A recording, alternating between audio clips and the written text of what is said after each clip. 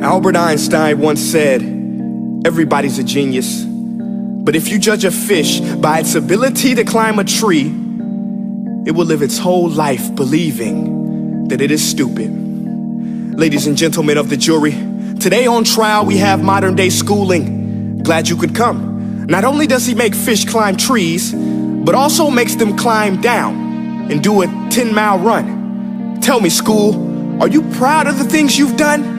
Turning millions of people into robots, do you find that fun? Do you realize how many kids relate to that fish swimming upstream in class, never finding their gifts, thinking they are stupid, believing they are useless? Well, the time has come, no more excuses. I call school to the stand and accuse him of killing creativity, individuality, and being intellectually abusive.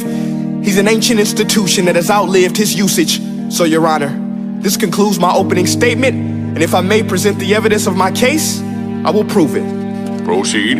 Exhibit A. Here's a modern day phone. Recognize it? Here's a phone from 150 years ago. Big difference, right?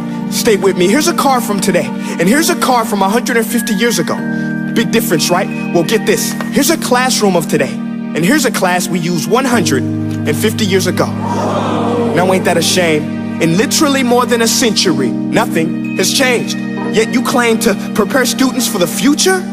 But with evidence like that, I must ask, do you prepare students for the future or the past?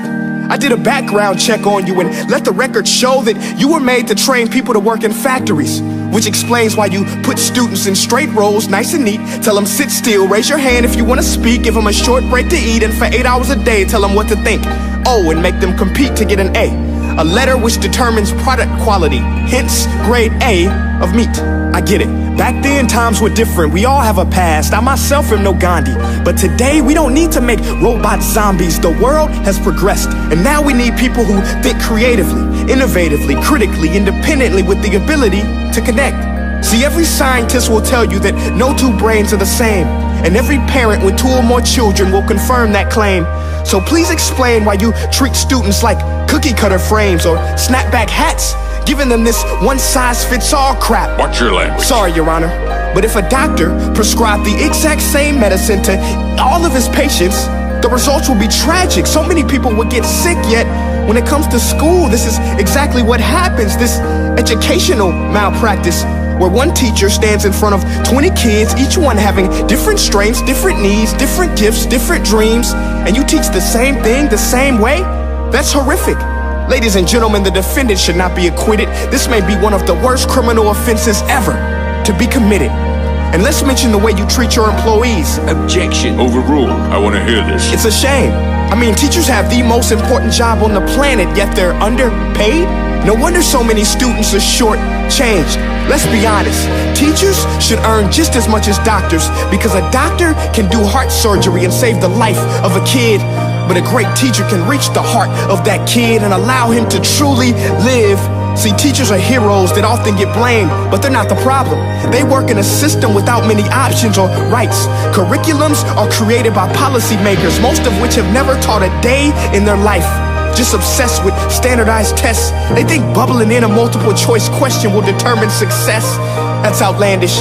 In fact, these tests are too cruel to be used and should be abandoned, but don't take my word for it. Take Frederick J. Kelly, the man who invented standardized testing, who said, and I quote, "These tests are too cruel to be used and should be abandoned." Ladies and gentlemen of the jury, if we continue down this road, the results will be lethal. I don't have much faith in school, but I do have faith in people. And if we can customize healthcare, cars, and Facebook pages, then it is our duty to do the same for education, to upgrade it, change it, do away with school spirit, because that's useless.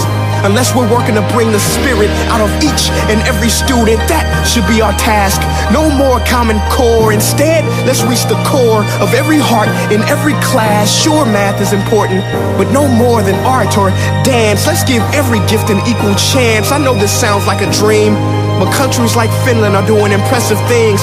They have shorter school days, teachers make a decent wage, homework is non-existent, and they focus on collaboration instead of competition. But here's the kicker, boys and girls.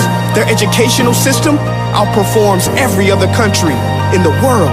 Other places like Singapore are succeeding rapidly. Schools like Montessori, programs like Khan Academy. There is no single solution, but let's get moving.